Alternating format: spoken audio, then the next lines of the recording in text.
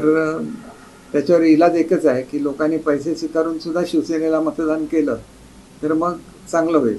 भाजपचे पैसे स्वीकारायचे आणि शिवसेनेला मतदान करायचं. नाही, हा तर राग कशासाठी आहे मला सुद्धा प्रश्नच आहे. हे सगळं मुद्दाम केलं जातंय आणि विशिष्ट व्यक्तींकडून हे केलं जातं, ही वस्तुस्थिती आहे.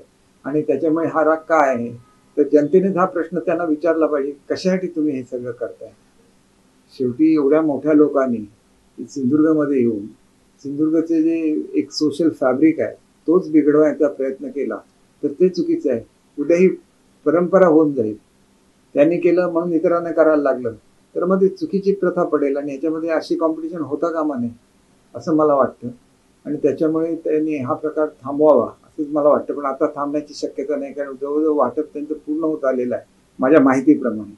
तर त्याच्यावर इलाज एकच आहे की लोकांनी पैसे स्वीकारून सुद्धा शिवसेनेला मतदान केलं तर मग चांगलं होईल.